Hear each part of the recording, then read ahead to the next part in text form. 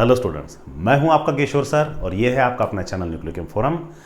आज के इस वीडियो में हम पढ़ते हैं हीट ऑफ रिएक्शन। थर्मोडायनामिक्स में हमने डेल्टा एच को एंथैल्पी चेंज से नाम दिया था, है ना, नवाजा गया था उसको। थर्मोकेमिस्ट्री में हम डेल्टा एच को हीट ऑफ रिएक्शन कहेंगे। अब हीट ऑफ रिएक्शन को रिप्रेजेंट तो डेल्टा एच से ही किया जाता है, तो चलिए फिर इसका डेफिनेशन सबसे पहले जान लेते हैं, है ना। अब heat of reaction denoted by delta H and if heat of reaction is in a standard state then the representation will be delta H zero. तो यहां पर अभी मैं फिलहाल डेल्टा एच जीरो नहीं लिखता हूं क्योंकि स्टैंडर्ड हीट ऑफ रिएक्शन नहीं लिखा मैंने, वो जब हम आगे के टॉपिक पढ़ेंगे उसमें देखेंगे, है ना।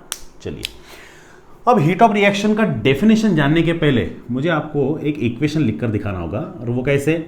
When A of A reacts with B of B, it will gives you C of C and D of D। अब इसे देखिए, डेल्टा एच के फॉर्मूले में अगर ढालना है तो इसे ऐसा लिखना होता है, समेशन का साइन आएगा, है ना, एंड देन ब्रैकेट में आपको लिखना होगा C of enthalpy of C, इसे बेस में लिखते हैं, एक्चुअली बेस में लिखा जाता है, plus D of enthalpy of D, then minus again summation का पोर्शन आएगा, है ना।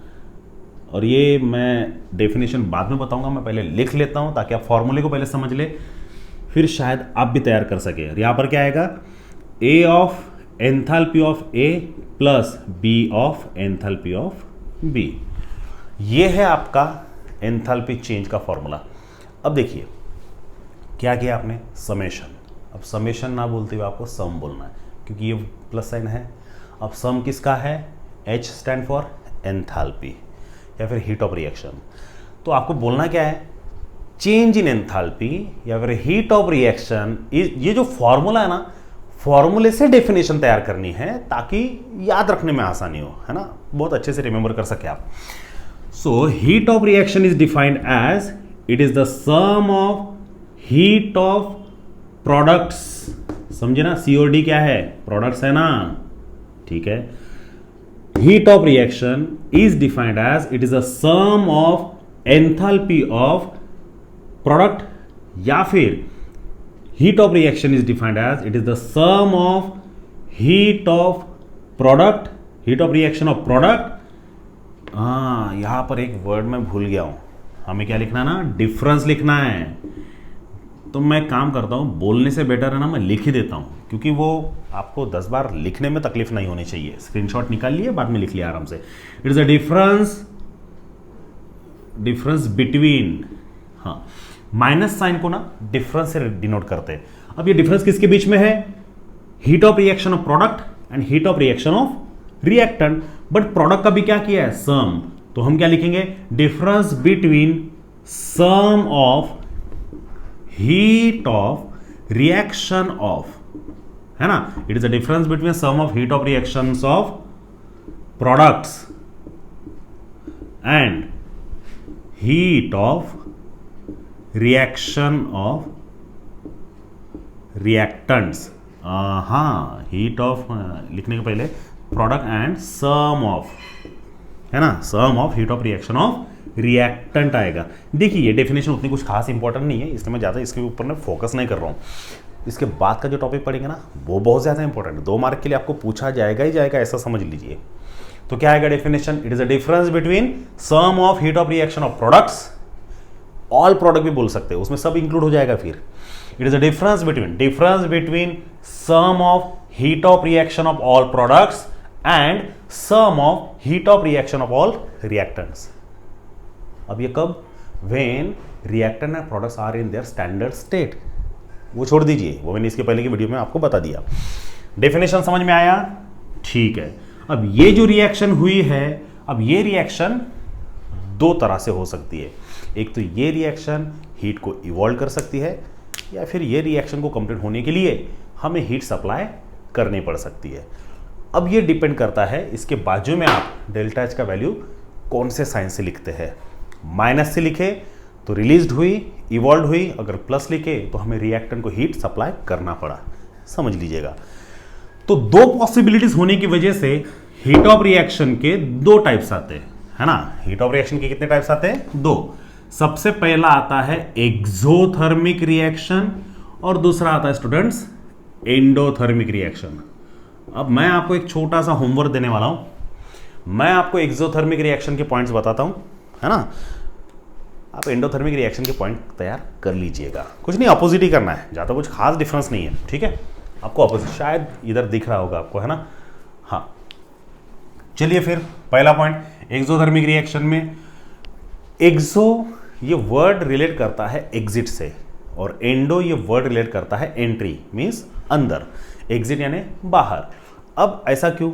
अगर कोई रिएक्टेंट रिएक्ट होकर प्रोडक्ट देता है और वो अपने अंदर की हीट को बाहर छोड़ता है, रिलीज करता है, लाइक आपने कोयला जलाया है ना, बर्निंग ऑफ कोल, तो कोयला जलाने के बाद में वो कोयला आपको हीट देता है, ना कि आपको हीट देना है। हाँ, शुरुआत में देना है पर कंटिन्यू नहीं देना है। एक बार कोयला जल गया उसके बाद में वो कोयला आपको कंटिन्यू हीट प्रोवाइड करते रहेगा, तो कोयले का जलना means burning of coal exothermic reaction कहलाएगा, क्योंकि वो आपको हीट दे रहा है उसके अंदर की, है ना, फ्यूल एनर्जी बोलते हैं हम उसे। तो एक्सोथर्मिक रिएक्शन में क्या होता है स्टूडेंट्स? हीट इज इवॉल्व्ड और रिलीज्ड, या फिर क्या होती है? रिलीज्ड होती है। हीट इज इवॉल्व्ड या फिर हीट इज रिलीज्ड। अब एंडोथर्मिक में आप जान लीजिए क्या होगा, मैं आपको सिर्फ यही पॉइंट बता रहा हूं। दूसरा, अब यहां पर थोड़ा सा कॉमन सेंस, मान के चलिए कि ये रिएक्शन का डेल्टा एच का वैल्यू निगेटिव है, ठीक है। अब वो रिएक्शन कोई भी हो सकती है। रिएक्टेंट रिएक्ट होकर प्रोडक्ट बनाए और डेल्टा एच का वैल्यू निगेटिव आया, इसका मतलब क्या? रिएक्टेंट ने हीट को रिलीज किया बगैर हीट सप्लाई किए। जब वो रिएक्ट हुए, इन्होंने हीट रिलीज कर दी है। हीट कौन रिलीज करता है? जिसके पास में एक्सेस हो या फिर जो वो हीट अपने पास में रखना नहीं चाहता हो। इसका मतलब रिएक्टेंट हीट तब रिलीज करेगा जब उसके पास में एक्स्ट्रा की हो, और अगर किसी के पास में एनर्जी एक्स्ट्रा की होती है तो उसकी स्टेबिलिटी कम हो जाती है। तो यहाँ पर कॉमन सेंस ये है कि रिएक्टेंट और प्रोडक्ट के कंपैरिजन में रिएक्टेंट हीट को छोड़ रहा है, तो जब रिएक्टेंट हीट छोड़ देगा तो प्रोडक्ट की हीट कम रहेगी, और प्रोडक्ट की हीट अगर कम रहेगी यानी एनर्जी कम रहेगी तो उसकी स्टेबिलिटी ज़्यादा रहेगी। एक्सोथर्मिक रिएक्शन में प्रोडक्ट इज, ये याद रखना, प्रोडक्ट इज मोर स्टेबल, हमेशा याद रखना, हमेशा। चलो मैं आपको एक छोटा सा हिंट देता हूँ ज़रा। हैलोजन डेरिवेटिव ऑफ अल्केन, ये चैप्टर में एक छोटा सा पोर्शन है, SN1 रिएक्शन और SN2 दोनों। ये SN1 और SN2 रिएक्शन में जो ग्राफ है ना, एनर्जी प्रोफाइल डायग्राम है ना, हाँ, वो ग्राफ को देखिए, वहाँ पर दो लकीरें खींची गई है, वाई एक्सिस एक्स एक्सिस को पैरेलल। वहाँ पर HP नीचे लिखा है और HR ऊपर लिखा है। उसके पीछे का रीज़न जानिए आप। HP नीचे रहना इसका मतलब होता है उसका एंथैल्पी कम है, और एंथैल्पी कम तब रहेगा जब प्रोडक्ट सबसे ज़्यादा स्टेबल रहेगा। तो एक बात अच्छे से सुनिए, बहुत अच्छे से, अगर किसी प्रोडक्ट को सबसे ज़्यादा स्टेबल रहना है तो वो प्रोडक्ट जिस रिएक्टेंट से बना है उस रिएक्टेंट ने हीट का लॉस करना चाहिए। अगर वो प्रोडक्ट सबसे ज़्यादा स्टेबल रहना चाहता है तो उस प्रोडक्ट के अंदर की एनर्जी सबसे कम होनी चाहिए। और ये आप अपने पर्सनल लाइफ में भी अप्लाई कर सकते हैं, है ना। ज़्यादा एनर्जी दिखाइए मत किसी को, आपके अंदर जितनी एनर्जी कम रहेगी यानी फालतू वाली, आपकी स्टेबिलिटी उतनी ज़्यादा रहेगी, याद रखिएगा। सो एक्सोथर्मिक रिएक्शन में प्रोडक्ट इज मोर स्टेबल, ठीक है। अब तीसरा पॉइंट भी कॉमन सेंस है। अब डेल्टा एच का वैसे तो फॉर्मूला HP माइनस HR है ना, enthalpy of product minus enthalpy of reactant. अब डेल्टा एच का वैल्यू अगर निगेटिव आ रहा है, इसका मतलब कौन सी वैल्यू हाईएस्ट होगी? कॉमन सेंस है, रिएक्टेंट की वैल्यू हाईएस्ट होगी, क्योंकि हाइयर वैल्यू का साइन आता है ना।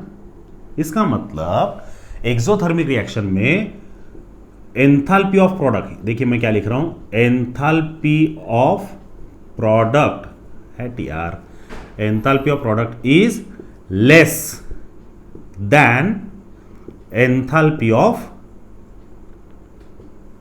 रिएक्टेंट, है ना। 3 पॉइंट हो गए। क्या है? एक्सोथर्मिक रिएक्शन में प्रोडक्ट की एंथैल्पी हमेशा कम रहेगी रिएक्टेंट के एंथैल्पी के कंपैरिजन में, ठीक है। Very good. Then fourth point, exothermic reaction में डेल्टा एच का वैल्यू हमेशा नेगेटिव आएगा। तो एक्सोथर्मिक रिएक्शन का वैल्यू, डेल्टा एच का वैल्यू नेगेटिव रहेगा, या फिर जिस रिएक्शन का वैल्यू माइनस में है या फिर नेगेटिव में है, समझ जाना वो एक्सोथर्मिक रिएक्शन रहेगी। कंफ्यूज हो रहे होंगे आप। अगर किसी रिएक्शन का डेल्टा एच का वैल्यू नेगेटिव में है, समझ जाना वो रिएक्शन एक्सोथर्मिक है, या फिर अगर वो रिएक्शन एक्सोथर्मिक है तो उसका डेल्टा एच का वैल्यू नेगेटिव आपको लिखना ही पड़ेगा। अगर आपने वो नेगेटिव नहीं लिखा तो वो रिएक्शन को एंडोथर्मिक रिएक्शन कंसिडर किया जा सकता है। ठीक है। और लास्ट पॉइंट जो शायद कोई ना बताए आपको, और वो अच्छे से सुनिए, क्या एक्सोथर्मिक रिएक्शन में no need of thermal energy, there is no need of thermal energy. Exothermic reaction में थर्मल एनर्जी सप्लाई करने की जरूरत नहीं है, वो रिएक्शन खुद आपको थर्मल एनर्जी सप्लाई करेगा, है ना। तो खाना पकाना हो तो हम कोयले पे जलाते हैं, लोहे पे नहीं, है ना। तो बातों को समझ लीजिए, ये एक्सोथर्मिक के पॉइंट्स हुए। आप एक आधा एग्जांपल दे सकते हैं, बर्निंग ऑफ कोल वगैरह, है ना, कार्बन का जलना वगैरह, और बाद में ये एंडोथर्मिक रिएक्शन की, इनका भी एग्जांपल दे सकते हैं आप। तो एक्सोथर्मिक के मैंने आपको पॉइंट्स बना के दिए हैं, इसके एग्जैक्ट अपोजिट एंडोथर्मिक के आप बनाइए। कोई भी दिक्कतें आती है तो कमेंट सेक्शन में ज़रूर लिख कर भेजिए, मैं आपको ज़रूर रिप्लाई करूँगा। ओके स्टूडेंट्स, और मेरे प्रॉब्लम की वजह से थोड़े से वीडियोस लेट पोस्ट हो रहे हैं, तो उसके लिए माफ़ी चाहता हूँ, बट क्या करें, फिजिकल प्रॉब्लम है, मैं भी कुछ नहीं कर सकता। ऑपरेशन का डेट बताया है 10-15 दिन के बाद में, ये वीडियो जिस डेट पे मैं अपलोड कर रहा हूँ उसके 10-15 दिन के बाद, तो शायद मैं उसके बाद वीडियोस थोड़े से लेट अपलोड करूँ, तो उसके लिए थोड़ा सा सब्र कर लीजिएगा और इतना एडजस्ट करिएगा। ओके स्टूडेंट्स, तो मिलते हैं नेक्स्ट वीडियो में नए टॉपिक के साथ में। Till then, thank you so much, good bye.